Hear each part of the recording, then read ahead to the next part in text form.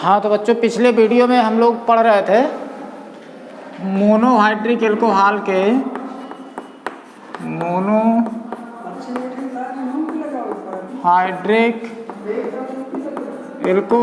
के रासायनिक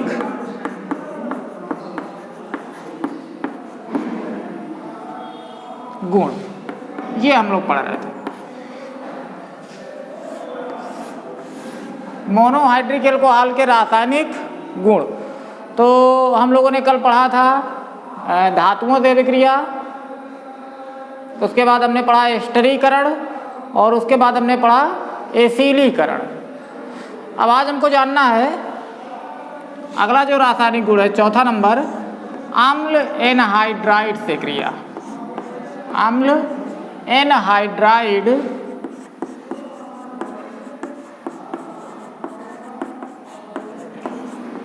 से क्रिया। अम्ल एनहाइड्राइड से क्रिया। तो जो मोनोहाइड्रिक एल्कोहल है, जब वो अम्ल एनहाइड्राइड से क्रिया करेगा तो कैसे अभिक्रिया करेगा ये समझ लें। अम्ल एनहाइड्राइड का सूत्र क्या होगा? RCO, ठीक है। और मोनोहाइड्रिक एल्कोहल HOR।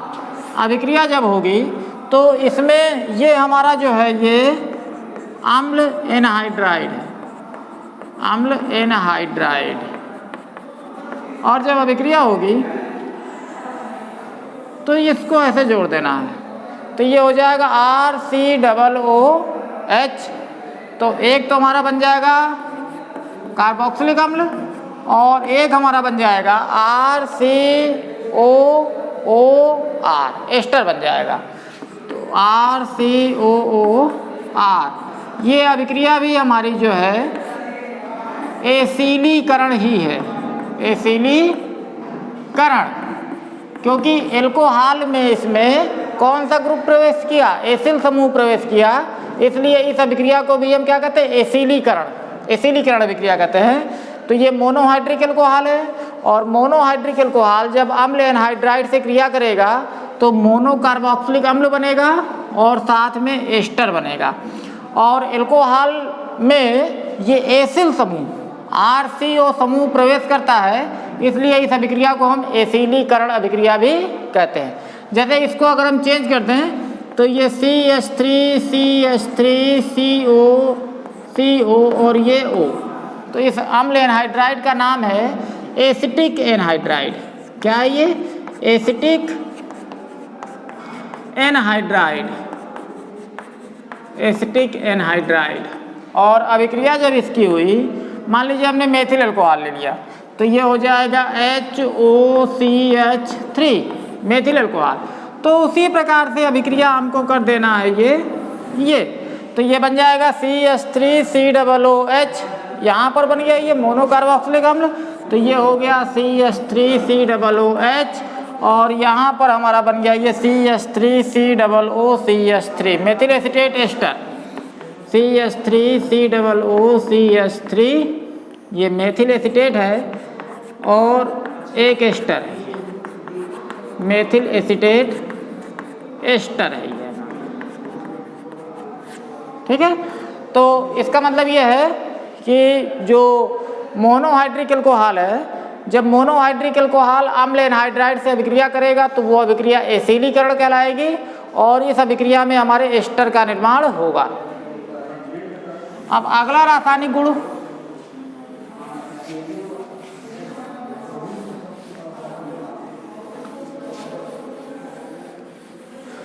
जो अगला रासायनिक गुण है, छठा नंबर,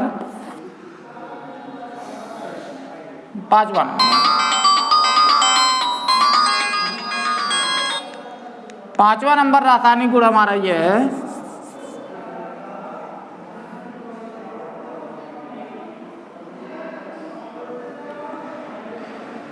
ग्रिग्नार्ड अभिकर्मक से क्रिया।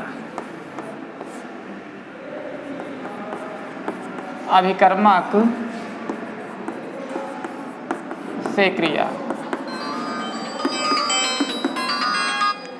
तो ग्रिग्नार्ड विकर्मक से क्रिया कैसे होगी? सबसे पहले एल्कोहल ROH और ग्रिग्नार्ड विकर्मक RMgX, ये अभिक्रिया। तो जब अभिक्रिया होगी तो ये बन जाएगा H और ये R, ये जुड़ जाएगा तो यहाँ पर हमारा बन जाएगा RH, ये हमारा होगा एल्केन।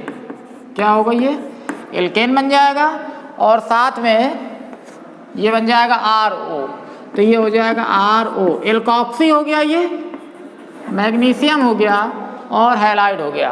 तो एल्कोक्सी मैग्नीशियम हैलाइड।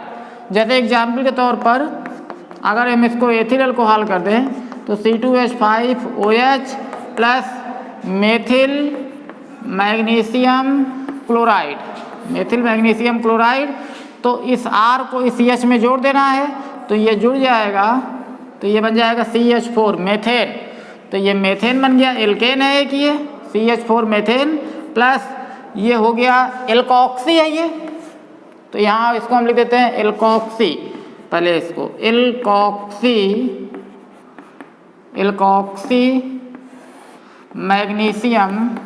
मैग्नीशियम और ये हैलाइड है, एल्कोक्सी मैग्नीशियम हैलाइड। तो उसी प्रकार से अब ये एल्क के स्थान पर यानी कि R के स्थान पर ये क्या हो गया? C2H5, तो C2H5OMgCl, तो इसका नाम हो गया एल्कोक्सी है। तो एल के स्थान पर क्या हो जाएगा? एथ, तो ये हो जाएगा एथॉक्सी। एथॉक्सी मैग्नीशियम क्लोराइड,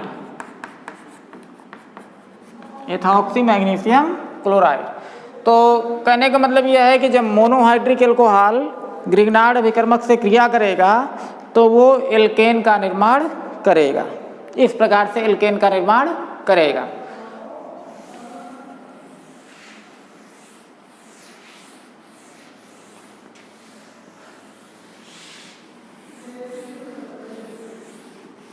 चलिए अब अगला रासायनिक गुण देखते हैं। छठा रासायनिक गुण जो है बहुत इंपॉर्टेंट अभिक्रिया है, विलियमसन संश्लेषण विक्रिया, विलियमसन संश्लेषण, विलियमसन संश्लेषण अभिक्रिया। तो जो विलियमसन संश्लेषण अभिक्रिया है ये ईथर बनाने की एक औद्योगिक विधि। इस विधि में क्या करते हैं? एल्कोहल की पहले सोडियम धातु से क्रिया कराते हैं तो सोडियम एल्कोऑक्साइड बनता है। तो जैसे ये एल्कोहल ले लिया हमने ROH, और जो कल पहला रासायनिक गुण हुआ था सोडियम धातु से क्रिया हुई, तो यहाँ अभिक्रिया जब होगी तो सबसे पहले यहाँ से इस हाइड्रोजन को निकालना है। तो हाइड्रोजन को निकालने के लिए यहाँ कितना करते हैं? 2, तो ये हो जाएगा, यहाँ पर भी हमको 2 करना पड़ेगा, तो यहाँ से H2 निकल जाएगा प्लस ये हो जाएगा RONA, तो ये हो गया RONA और यहाँ 2 लग जाएगा, तो इसका नाम है सोडियम एल्कोऑक्साइड, सोडियम एल्कोऑक्साइड। अब ये जो सोडियम एल्कोऑक्साइड है RONA, ये अभिक्रिया करेगा किसके साथ?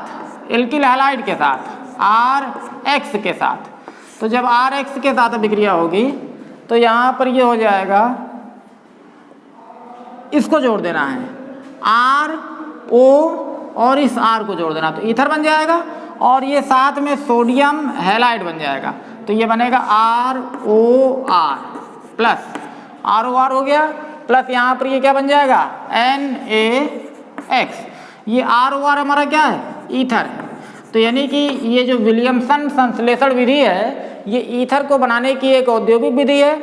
इसमें करना ये है हमको सबसे पहले कि एल्कोहल लेना है और एल्कोहल की किसी भी धातु, जैसे मान लीजिए हमने यहाँ सोडियम धातु से अभिक्रिया कराया, तो जब सोडियम धातु से अभिक्रिया कराएंगे तो जिस धातु से अभिक्रिया होगी उसी धातु का एल्कोऑक्साइड यहाँ पर बनेगा। तो चूंकि यहाँ सोडियम धातु से अभिक्रिया हो रही है तो सोडियम एल्कोऑक्साइड बन गया और साथ में ये हाइड्रोजन क्या हो गई? मुक्त हो गई, हाइड्रोजन मुक्त हो गई। अब जो धातु का एल्कोऑक्साइड बनेगा वो यहाँ पर अभिक्रिया करेगा किसके साथ में, एल्किल हैलाइड के साथ, alkyl halide.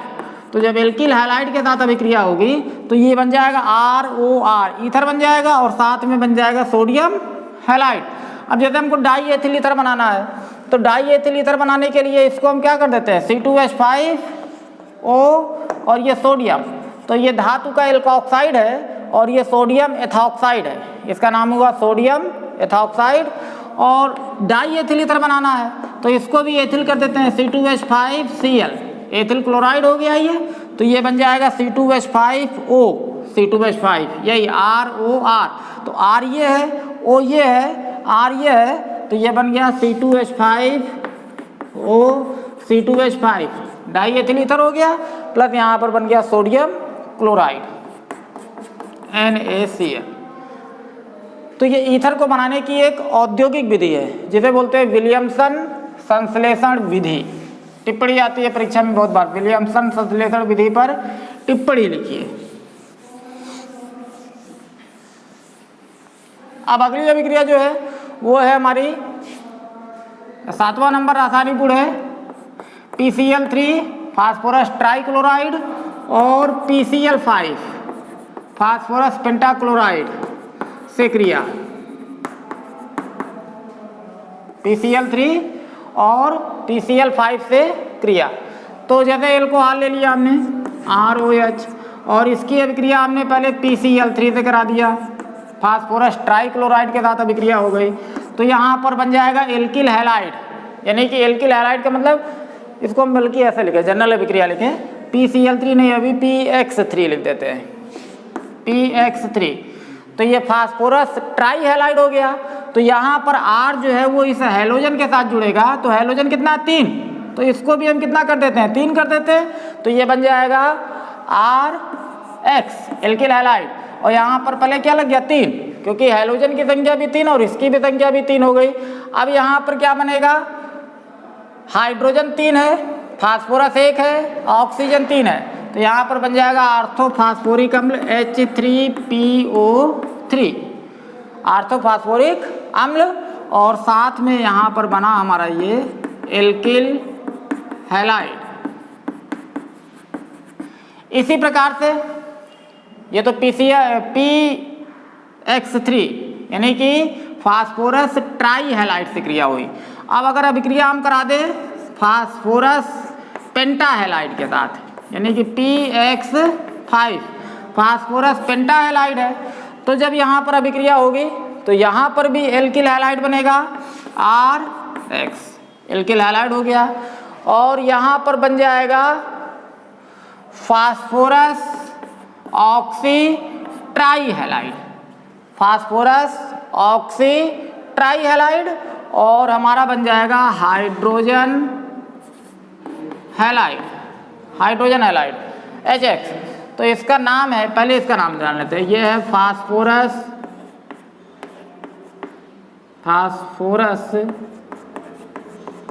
Oxy try halide, oxy try halide, या इसको हम बोलते हैं फास्फोरिल क्लोराइड भी बोल सकते हैं, फास्फोरस ऑक्सी ट्राई हैलाइड या फास्फोरिल क्लोराइड। अब जैसे अगर यहाँ PCl5 करेंगे तो यहाँ पर भी Cl हो जाएगा, तो जब ये Cl हो जाएगा और इसको मान लीजिए एथिल अल्कोहल करते हैं C2H5, तो यहाँ पर ये C2H5Cl हो जाएगा, एथिल क्लोराइड हो जाएगा। तो इसका मतलब ये है कि जो एल्कोहल है, मोनोहाइड्रिक एल्कोहल है, जब वो PCl3 या PCl5 यानी कि फास्फोरस ट्राई हैलाइड और फास्फोरस पेंटा हैलाइड के साथ में क्रिया करता है तो वो एल्किल हैलाइड का निर्माण करता है। तो आज इतने रासायनिक गुण पढ़े, बाकी के रासायनिक गुण जो है वो नेक्स्ट वीडियो में।